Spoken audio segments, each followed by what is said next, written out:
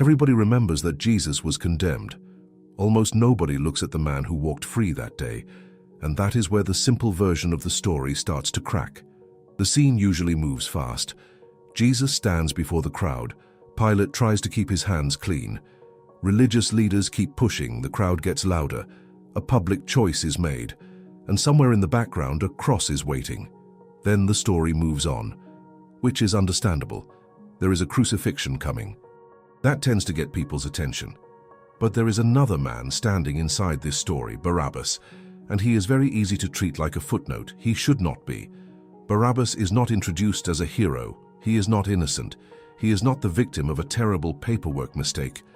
Nobody suddenly discovers that Rome arrested the wrong guy. He is a prisoner connected with rebellion and violence. In other words, Barabbas is not sitting there thinking, once they review the evidence, this whole thing will clear itself up. No, he is guilty.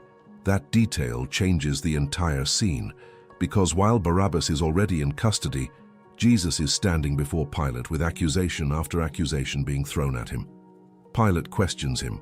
The leaders keep pressing. The crowd keeps growing. And the legal process starts looking less like a search for truth and more like a group project where everyone already decided the answer. Very efficient, not especially just. And here is the part people often move past too quickly. The problem is not only that Jesus is being condemned, the problem is that somebody guilty is about to leave. Barabbas. Imagine watching a courtroom where the guilty man walks out through the front door while the innocent man is taken away to receive the sentence. That is not a small detail. That is the scene. One man belongs behind bars. One does not. One has a record. One cannot be made guilty no matter how loudly the crowd shouts. And somehow, before this morning is over, their directions are going to reverse. Barabbas will walk away. Jesus will be taken toward the cross. And Barabbas will not earn any of it. He will not give a brilliant defense. He will not uncover new evidence. He will not convince Pilate that everyone has misunderstood him. He does not even need to speak, which has to be one of the strangest legal victories in history. He simply waits. Then Pilate brings the choice before the crowd. There is a custom connected to the feast. One prisoner can be released, and suddenly Barabbas is no longer background scenery. He is standing at the center of a public decision. The guilty man does not need to prove innocence. He only needs the crowd to choose him, and Barabbas does not even have to defend himself. Barabbas did not walk free because he proved he was innocent. He walked free because the crowd chose the guilty man and handed Jesus over instead. Before the cross, there is a choice, and that choice is what makes the scene so uncomfortable. Pilate has two men in front of the public story. Barabbas, a prisoner associated with rebellion and violence. Jesus, standing there while Pilate keeps finding reasons not to treat him like a criminal. The contrast is not hidden. Nobody needs a chart. Nobody needs 10 hours of testimony. One man is already known for guilt. The other is being pushed toward execution because the people demanding it refuse to let the matter go. Pilate knows something is wrong. He tries different ways to avoid owning the decision. He questions Jesus. He speaks to the crowd. He looks for an exit. And eventually he reaches for the custom of releasing a prisoner during the feast. It almost looks like the easiest solution possible. Give the crowd a choice. Surely they will choose Jesus. That should solve everything. Except crowds are not famous for making calm decisions when they are already angry. The leaders stir them up. Voices rise. Pressure builds. And then Pilate asks the question, who should be released? Jesus or Barabbas? The answer comes back, Barabbas. That is the crack in the story. The crowd does not merely reject Jesus, they actively choose Barabbas. Not because Barabbas suddenly became innocent. Not because someone discovered a witness who cleared his name. Not because Rome admitted a mistake. They choose him exactly as he is, guilty. And apparently when justice becomes popular enough, it can start looking a lot like a vote where everybody already decided what they hate. Very democratic, slightly terrifying. Pilate keeps pushing. What should happen to Jesus? The answer gets louder. Crucify him. Now the contrast is no longer sitting quietly in the background. It is public. One man is requested for release. The other is requested for execution. It is like watching a crowd choose the worst possible candidate simply because they hate the other option more. The problem is not that the difference between the two men is unclear. The difference is almost embarrassingly obvious. The problem is that the crowd chooses anyway. And Pilate, still trying to separate himself from the result, washes his hands, which is an impressive gesture if the goal is clean hands. Less impressive if the goal is clean responsibility. But the decision keeps moving. Barabbas is the one they want. Jesus is the one they reject. So the problem is no longer only who gets condemned, it is who gets chosen to walk free. And now the exchange is no longer private. Everybody can see it. Everybody can see the choice now. And then the choice starts moving. Barabbas is released. Just like that, the injustice grows legs. A few moments earlier, he is a prisoner waiting under Roman authority. Now the door opens. He steps out. And that is where the story becomes harder to reduce to a few shouted lines from a crowd. Because Barabbas is no longer just the man they asked for. He is the man actually walking away. Free? He did not earn it. He did not suddenly produce evidence. He did not stand in front of Pilate and give the speech of his life. He did not prove that everyone had misunderstood him.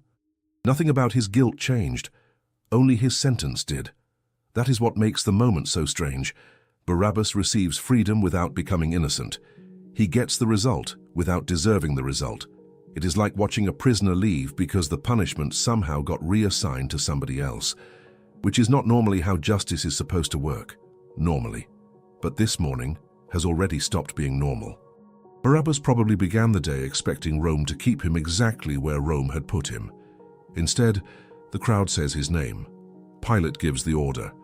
And suddenly the man with the record is heading toward daylight. That has to be one of the strangest mornings imaginable. He entered the scene guilty and left as if the sentence had simply lost his address. No appeal, no acquittal, no last-minute witness running through the doors. Just freedom. And the strange part is that the freedom arrives before Barabbas can do anything with it. There is no heroic transformation first, no promise that he will become a better man, no scene where he earns a second chance by proving he deserves one. The door opens first. Barabbas simply gets to walk through it. And while Barabbas moves one way, Jesus begins moving the other. That contrast is the part the story almost forces people to look at. One man is leaving custody. The other is being handed over. One walks away from punishment. The other is being prepared for it. Barabbas does not need to carry a cross. Jesus will. Barabbas does not need to explain why he deserves release. He does not. That is the point.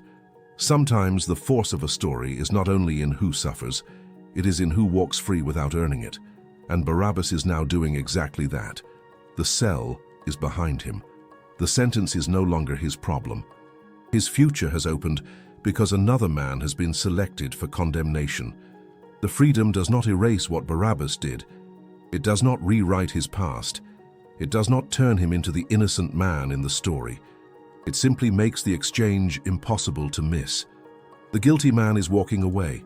The innocent man is being taken forward. And now Jesus starts walking in the opposite direction. And now Barabbas stops being a side character. He becomes the image at the center of the whole exchange. He walked free. That is the part people can actually see. Barabbas moves away from custody. Jesus moves toward the cross. One man is guilty, the other is innocent, and somehow their directions have been reversed. Barabbas should still be behind Roman walls. Jesus should not be carrying the punishment. But that is not what happens. The guilty man gets distance from the sentence, the innocent man gets closer to it, and the scene is so simple that it almost does not need explaining. Two men, two directions. One walks toward freedom, the other walks toward death. That is why Barabbas matters here. He is not important because the story suddenly becomes about him. It does not. He is important because his freedom makes the exchange visible. Without Barabbas, people can look at the crucifixion and only see injustice. With Barabbas standing there, they can see substitution. Someone guilty leaves, someone innocent stays. And that is a much harder picture to ignore. Barabbas does not earn a reduced sentence. He does not serve half his time. He does not negotiate a better deal. He simply walks. which is an excellent outcome for Barabbas and a fairly terrible advertisement for Roman justice. But the contrast keeps getting sharper. Jesus is handed over to soldiers. Barabbas is no longer the man being held. Jesus is mocked.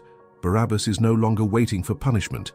Jesus is moved toward execution. Barabbas gets to disappear into whatever came next. The Bible does not give a long speech from Barabbas explaining what he thought about all of this, and maybe that makes the scene stronger. There is no explanation to distract from the image. He was guilty. He was supposed to remain under judgment.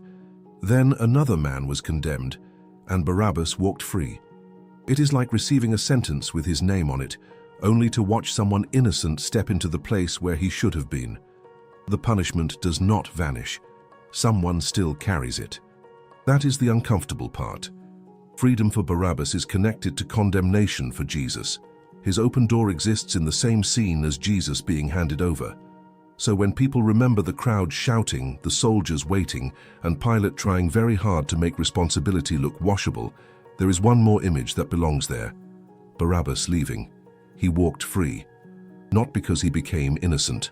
Not because justice suddenly discovered a mistake. Not because he deserved another chance. He walked free while the innocent man was sent forward in his place. And that is where the title stops sounding symbolic. It becomes literal. Barabbas was guilty, and Jesus took his place. By now, the exchange is impossible to miss. Barabbas begins the story as a prisoner. Jesus stands before Pilate. The crowd is given a choice. They ask for Barabbas. Jesus is handed over. Barabbas walks free. That is the entire scene, and somehow, it is enough. The story does not need to exaggerate anything to make the contrast stronger. The guilty man is released. The innocent man is condemned. One walks away from punishment. The other walks toward the cross. Barabbas does not become innocent during the process. That part matters. His freedom does not rewrite his past. Rome does not announce that new evidence has appeared. Nobody suddenly discovers that Barabbas was actually a misunderstood neighborhood volunteer. He is still Barabbas, still guilty, still the man who should have remained under judgment, but the door opens anyway, and Jesus is the one who remains. That is why Barabbas becomes more than a minor character standing near the edge of the crucifixion story. He becomes a living picture of the exchange. Grace does not appear here as a polished idea. It looks like a guilty man watching the door open while someone innocent carries the consequence. That is much harder to make abstract. Barabbas can walk.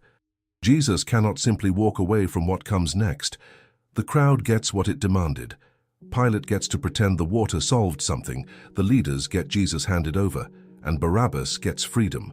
Of everyone in the scene, he may have received the clearest deal. He loses a sentence he deserved. Jesus receives one he did not. That is a very unusual trade, especially for the person contributing absolutely nothing to it.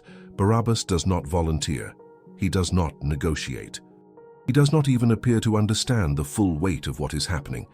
He simply benefits from the fact that another man is taken instead. And that is where his story becomes difficult to forget. Because the famous image is not only Jesus being led toward the cross. There is another image moving away from it. Barabbas, the man who should have stayed. The man who had every reason to expect punishment. The man whose guilt was never the question. He walked free. And Jesus walked in the opposite direction. One door opened, one road narrowed. One guilty man got his life back. One innocent man carried the sentence forward. The exchange happened in public. No hidden symbolism was required. Everybody standing there could see who was released and who was taken. Barabbas was guilty, but that day he was the one who got freedom, and Jesus was the one who took his place. Which misunderstood Bible story should be simplified next? Pilate, Judas, or Peter?